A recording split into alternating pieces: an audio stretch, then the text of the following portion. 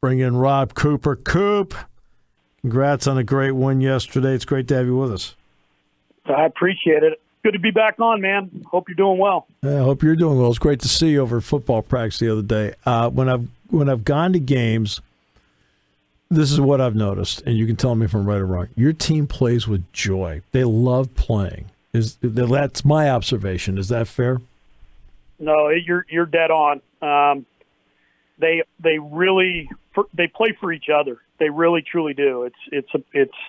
They honor each other because they love each other. They honor each other by their effort, how they go out.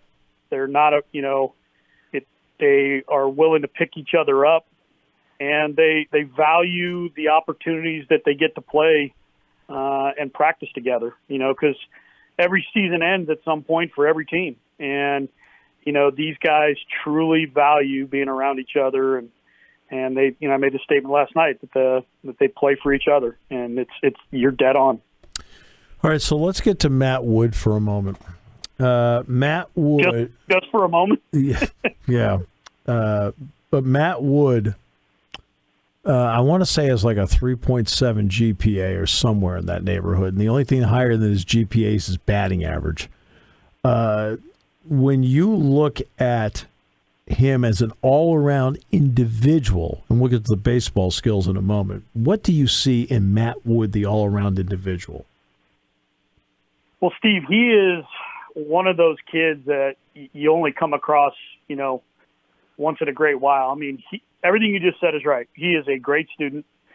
He is a great player. He's an unbelievable human being, and he's a leader. He cares about every single guy in the locker room. You don't have to be an everyday player. He treats the managers and the grounds crew like he treats, everyone else. And when you have somebody like that sets the tone every day on how you approach the game, how you compete, how you treat people, upholding the standard, then your team's going to be better.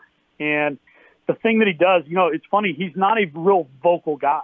Like but when he speaks, it commands attention because guys know that, especially being a catcher, this kid's out there every single day going through it. And, he doesn't ever complain about being banged up, bruised, or whatever. But I tell this story to people all the time about Matt. Matt committed to us, after his sophomore year in high school. And about a week later, my oldest son made the decision to come here. And, they're both catchers. And the very first person to call Tyson, not text, call, was Matt Wood. And, that tells you he never flinched. It was, he didn't care about who you'd have to compete against. It was, sweet, this guy's going to be on the team. Let's be teammates and help us win. As he's also a left-handed hitter. Give everybody an idea of the value of what a left-handed hitting catcher can mean at every level. Yeah, man. I mean, first of all, it's a guy that is extremely accomplished behind the plate. I mean, He can really receive. He can really block. He's got his arm strength up. You know what I've noticed too? You tell me if I'm wrong about this. I feel like his transfer has bought him like he's cut down an extra step on a guy going to second because of his transfer. 100%. His footwork and the glove to hand is really, really, really good. And early in his career here, scouts would be like, "Oh, do you think he'll be able to throw and pro ball?" And I'm like, "Well, the footwork and transfer are already there. Arm strength can come, and he's adding that. But yeah, that left-handed bat, and it's just such a repeatable swing. And he hits lefties, he hits velocity, he hits soft guys. He hits from basically pole to pole and opens up the entire field. And he had 26-game hitting streak as a catcher. I mean, it's hard enough to get a 10-game hitting streak as a DH, but he did a 26-game hitting streak as an everyday catcher. That's unbelievable. Yeah. And by the way, if I recall correctly, his high school was Pine Richland, wasn't it? Correct. Yeah. Okay. All right. So now let's get to last night because that's caught the attention of a lot of people. And by the way, Coop had already said he was coming on the show before they scored 14 runs in the ninth inning, just so everybody knows. What did you see something like that happen? What was it like for you watching this play out in the top of the ninth inning? Well, it's funny. For the first 7.5 innings, I thought we played our most complete, solid, great. It was a great ball game, both sides, energy. It was great atmosphere playing at PNC, and then we have that hiccup there in the bottom of the eighth, and as we go to the top of the ninth, I'm thinking, all right, well, I'm going to go on Steve's show tomorrow and talk about how we coughed up a 5-1 lead. But no, you know what? Honestly, the one thing about this team is we've been behind before, and they've really – you watch teams evolve throughout the year and get better or get worse, and one of the things that we've gotten better at, and it goes back to just playing for each other. There was – so many coaches say this, but it was really true. There was no flinch in our guys after that inning. It was like, all right, they had their shot. Now it's our turn. And they unloaded. And it was just – but I don't know if I've ever really seen anything like that output in that inning, but it was just the common connection and belief and togetherness of that entire team that was, it was just so cool to be a part of. And then, you look at a guy like Josh Spiegel, who is basically a Pittsburgh native, grew up going to Pirates games, big, and to hit basically a game-winning home run, way out. I mean, what a memory he'll have for the rest of his life. That's just so cool. And Josh, by the way, you DH Matt last night, and Josh caught. What about the job that on the mound that you got from Tommy Molsky, Jordan Morales, Stephen Miller, and then Carson Coles finished up for you last night? Yeah, you know what, Steve? We kind of made a decision in the fall that we felt like because of COVID and a bunch of other things, like we felt like we had a lot of really good arms, but we just didn't feel like any of them had the true experience or it had gone through the wars a little bit, and so. We kind of just felt like, all right, we're going to do a little bit of what's going on in pro ball right now. We're going to pitch guys almost in a bullpenning type thing, and we're going to let their stuff play up even more. And right now I think we have 10 or 11 guys that have started a game and closed out a game. Yeah. And they've done a great job of it. And if we can lock this thing up and get to the tournament, I think that's going to be extremely valuable to us. But the thing that I keep telling people is, about 5 years ago, I brought that up with our pitching staff at the time, doing something similar. And I mean, the pushback was so strong. I mean, the guys were like, "Oh no, we can't do that. It's not. I got to know if I'm pitching on Friday. I got to know this." And so we didn't do it, because they didn't buy in. But this group is bought in, and that takes a lot. And it starts with guys like Tyler Shingledecker and Steve Miller and Travis Lungsman and all those guys that are like, okay. You know what? Yeah, I want to be the Friday night guy. But if me coming in the third inning on Saturday is going to be our best option to win, then I'm all in. And so it's been working for us, but it has no chance if they don't buy in. And so I give the players all the credit. Right. And this is going to be Thursday, Friday, Saturday with Illinois. Correct. Now, in some ways it feels like this is fun because it feels like it's a playoff atmosphere with the Big Ten tournament coming up. But because of the pitching approach, right, you don't really have to play it differently, do you? No, we're going to play it the exact same way we've been playing. Right. See, so I mean, because you and I both know, you get to the playoffs, how often you see everything like changes. I'm talking about the Major League Baseball playoffs. Yep. Everybody changes up. Suddenly, a guy comes in. He's a little earlier. The whole deal. You don't have to do that with what you've done with this team. No, and again, that's something we've talked about with them, and because they bought in, they treated it like that. So, we're gonna Jaden Henline will start the game tomorrow, and then everybody's available to try to help us win the game. And then when tomorrow's game's over, we'll set it up for Saturday and go from there. Okay. You set it up for Friday.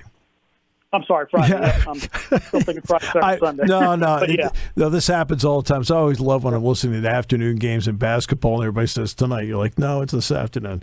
Yeah, right.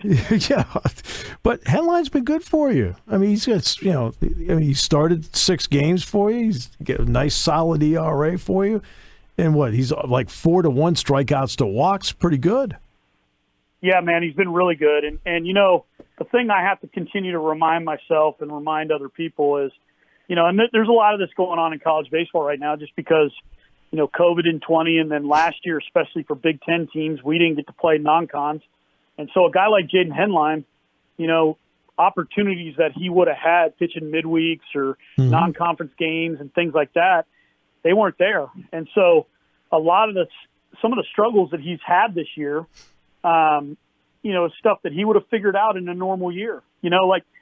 This part of the reason why I'm so proud of our team, because, we go to UVA at spring break, and, I mean, we got destroyed. They're a good team, and we got destroyed. And I remember telling our guys on Sunday, I said, all right, listen, I'm not an excuse maker, but listen to me. I said, we got 39 guys on this team, and only 5 of you have actually had a regular 12-month experience at Penn State, right. Where you take classes in person and fall practice and all that kind of stuff. And at that time, too, I said, we have one guy on our roster, one, that has actually played in 56 games, which is a normal college season. And that was Matt Wood at the time. He played in his 56th game. Right. So as the season's gone on and more guys have gotten in there and learned and made mistakes and learned from it, you've seen us play better. And so Jaden's a perfect example of that. And he's done an unbelievable job. I mean, he comes from a winning program, Redland High School, and pitching the Little League World Series. And yes. So Yep. It's been fun. You're also 13-7 at home. And I think that's made a difference for you. It's just because what has been the comfort level of playing in Medlar that maybe other teams didn't have? Now, talent makes a difference as well, but they've been a much, much better home team this year. Why? Well, I mean, obviously, I think anytime you get to play at home, it Right. should benefit Right. you. I mean, No doubt. you get to stay with your routine, but one of the things is, just about every program in our conference now has turf, because of the weather in the Big Ten, you need it. Right. And so when you come here, and turf is a great thing. Turf is something that, That's fine. can make your team better. But from an infielder standpoint, if you haven't been playing on natural grass, it can be a tough adjustment. And then the other thing too is, understanding that here at Medlar, the ball doesn't go anywhere. So if you're willing, I mean, it does. You've seen enough games here. Geez, the weather really breaks. Okay. Well, that's the difference, though. It's going to be Friday and Saturday is going to be like it's August. Right. And so, knowing that, if you're a pitcher, if I'm going to go and just get ahead of guys and get on the attack, then good things can happen. And so I think it's just a lot of that. And then it just goes back again to the commitment to each other. I mean, yeah. The one thing, Steve, is that these guys just have a tremendous amount of pride in playing baseball at Penn State, and they love this university. And so when they're here, they care, and they care wherever, but they don't want to defend the home turf. Well, this has been as fun a season as I've seen around here in a while. Look, it's not like other seasons that haven't been fun, but there's something about this team that's just a little bit different. And you've worked hard to get this roster to where it is right now. You and your staff have worked very hard to get it to this point. Well, I appreciate you saying that, and it has been a lot of fun. But I will say this again. Look, I've made a lot of mistakes while I've been here, and I wish we were farther along for sure. But here's the truth: is that there isn't a ton of stuff that we're doing a lot differently as a coaching staff or whatever. But when you have guys that fully buy in and they don't care about what they get out of it, they want to win, then really, really good things can happen. And that's what's going on. So again, I give our guys all the credit in the world because they're the ones making it happen. Well, good luck with this weekend starting tomorrow. It is a Thursday, Friday, Saturday, 5 o'clock tomorrow, 6 o'clock on Friday for people. I think it's 1 o'clock Saturday, I think. Yeah, and that time's going to move up. We just haven't announced it yet. It's because we just found out that Illinois has a travel curfew, so that'll be coming out here soon as far as what time that game will start on Saturday. No, that's fine. And but first things first, take care of Thursday. Hey, cool. Yep. Thanks, man. I think it's always one at a time. Like, it's a cliche. It's a reality. Yeah, I got people asking me, well, what happens? Because I don't know. I just know first pitch is at 5 on Thursday. Okay, win Thursday. Okay, right. And guess what you do when you're done Thursday? You worry about Friday. It's always to me. It goes back to the Bill Belichick press conference answer where it's like, well, what do you think about Seagulls? Hey guys, all I'm worrying about is trying to have a really good practice today. And that's the truth, right. Man. And he's a pain in the neck. He's not wrong. Okay. No. Coop, great having you on the show. Thoroughly, I appreciate it. As you know, always enjoy any time I get to spend with you. And I've really enjoyed watching your team play the season, the chances I've had to sneak in there. So, well, I appreciate it. And when the season's over, I'll come back on and we'll try to figure out how to fix the Red Sox bullpen this year. I know one thing I would do. Okay? Literally, I'm not kidding. Yeah. Right? I'd make Chris Sale the closer. I wouldn't start him. I wouldn't hate it. No, because, in other words, I think he is effective for, he's effective one inning, maybe two, and I think you take advantage of that. Why not? Yep. That's just me. I'm with you. All right. All right, guys. You have a good